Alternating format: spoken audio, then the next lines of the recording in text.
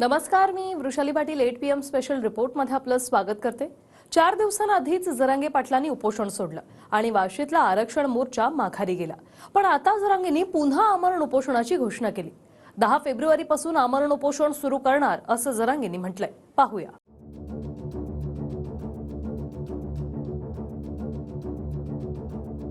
आता जो काही घेतलेला निर्णय आहे तो कुठलाही सरसकट घेतलेला निर्णय नाहीये।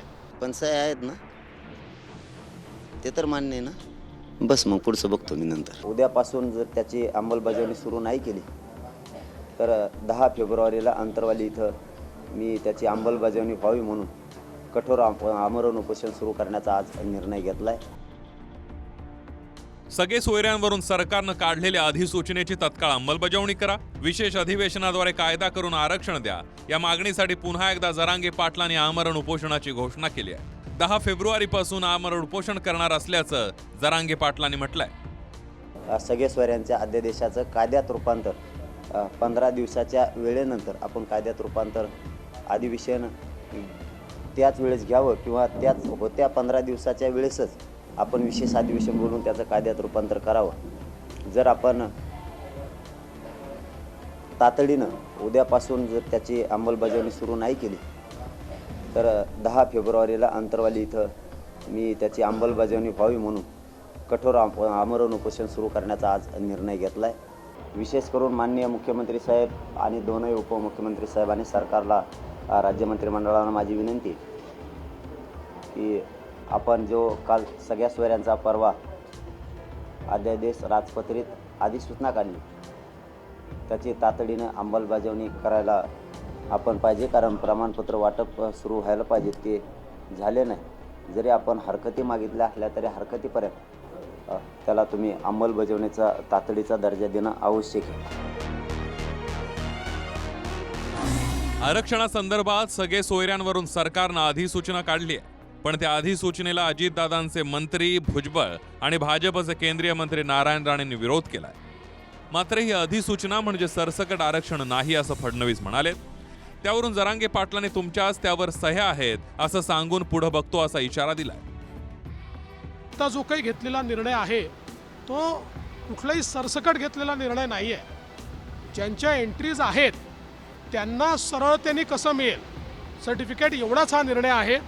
त्यामुळे जे काही मीडियामध्ये येत आहे, जे काही आकडे मीडियामध्ये येत आहेत, जे काही वेगवेगळे विषय मीडियामध्ये येत आहेत, या विषयांवर दोन्ही बाजूने म्हणजे ओबीसी समाजाच्या बाजूने किंवा इकडे मराठा समाजाच्या बाजूने रिॲक्शन देणं हे अत्यंत अयोग्य ठरेल।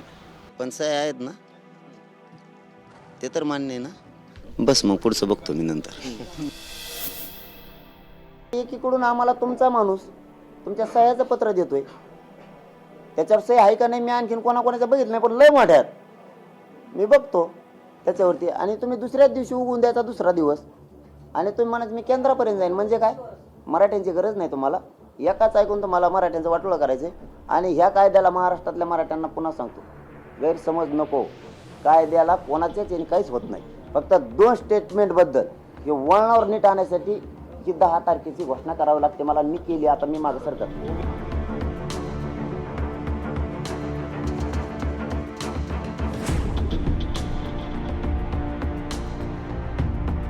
अंतरवाली सराटीहून निघालेल्या जरांगे पाटलांचा आरक्षण मोर्चा 26 जानेवारीला नवी मुंबईच्या वाशीमध्ये आला होता। वाशीतच 26 जानेवारीच्या रात्री सगळे सोयऱ्यांवरून तोडगा निघाला। मंत्री केसरकर, मंत्री मंगलप्रभात लोढा यांच्यासोबत बंद खोलीत जरांगे पाटलांची चर्चा झाली। आतापर्यंत सरकारचं शिष्टमंडळ असो की मंत्री, त्यांच्यासोबत मीडियाच्या कॅमेऱ्यासमोर खुली चर्चा झाली।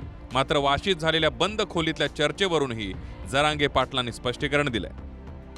थंडीमुळे बंद खोलीत चर्चा झाली, मात्र तिथंही विषय सगळ्या सोयऱ्यांचाच होता, त्यामुळे बंद खोलीतल्या चर्चेतूनही कायदाच घेऊन आलो असं जरांगे म्हणाले आणि उलटसुलट चर्चांनाही पूर्ण विराम देण्याचा प्रयत्न केला। 4 भिंतीच्या आत नाही म्हणता येणार त्याला, मलाही पाठापाठ येतोय मी दर दिवस, त्याच्यामुळे मलाही थंडी सहन होत नाही।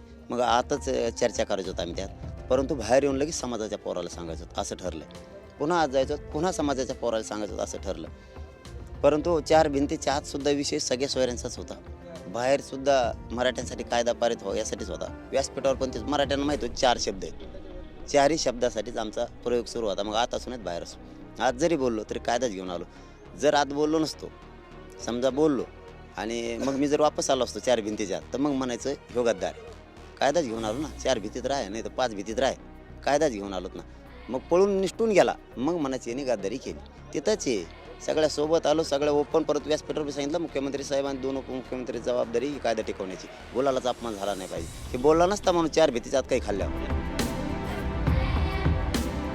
सगळे सोयऱ्यांच्या अधिसूचनेनंतर सर्वच मराठ्यांना आरक्षण मिळेल असा दावा जरांगे पाटलांचा आहे. रायगडावरही जरांगे पाटील छत्रपती शिवाजी महाराजांच्या चरणी नतमस्तक झाले आणि मराठ्यांना आरक्षण मिळेपर्यंत शांत बसणार नाही असा पणच त्यांनी केला.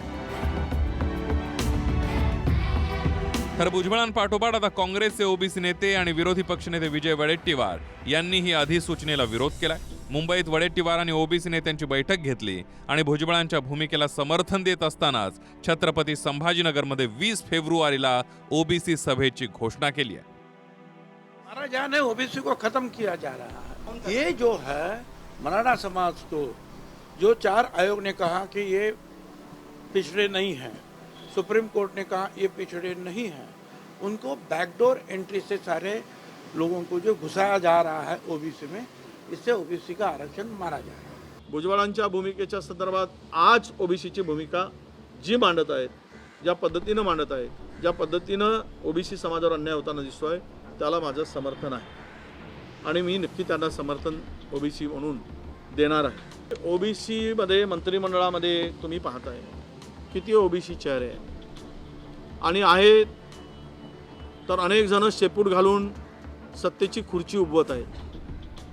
शेपूट घालून मुद्दाम शब्द वापरतो. त्यांना सत्ता महत्त्वाची आहे, ओबीसी आणि आपल्या समाज बांधवाचं हित महत्त्वाचं वाटत नाही म्हणून ते शेपूट घातले आहेत.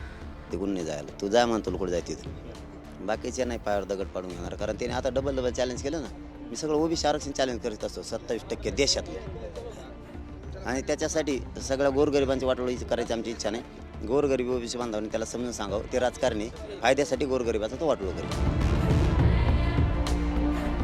सरसकट मराठा आरक्षणासाठी जरांगे पाटलांचा लढा सुरू आहे. आता सध्या सगळे सोयऱ्यांच्या अधिसूचनेवरून तोडगा निघालाय, तर जरांगे पाटलांचा पुढचा एल्गार धनगर आणि मुस्लिम आरक्षणासाठी असणार आहे. ही मराठ्यांचा ज्वलंत मुद्दा आहे आरक्षणाचा. ह्यो सुटला धनगर बांधवांना आणि मुस्लिम बांधवांना आरक्षणच कसं देत नाही तेच बघतो. तेच म्हणलं आता आणखी थोडं राहिलं नव्हती. एक प्रमाणपत्र हातात पडून द्या ना, झालं मोकळा. मग मी लगेच भेडू नका ना मला. घरी फिरी जाऊन द्या ना, लगेच भेडायला लागले. थोडा टप्पा कोंपा ते म्हणले पाहिजे ना. माझी इच्छा आहे पण त्यांचंही म्हणणं पाहिजे की हा प्रश्न सुटला पाहिजे. धनगर बांधव आणि मुस्लिम बांधव जर म्हणला तर मग मात्र बघतो सरकार कसं आरक्षण देत नाही त्यांना.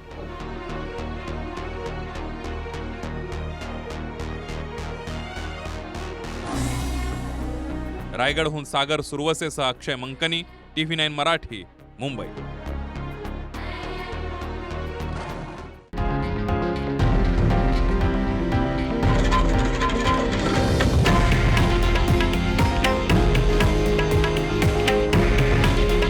हे आहे देशातील नंबर 1 न्यूज नेटवर्क आणि आपण पाहत आहात TV9 मराठी. काळजी तुमची, हित महाराष्ट्राचं.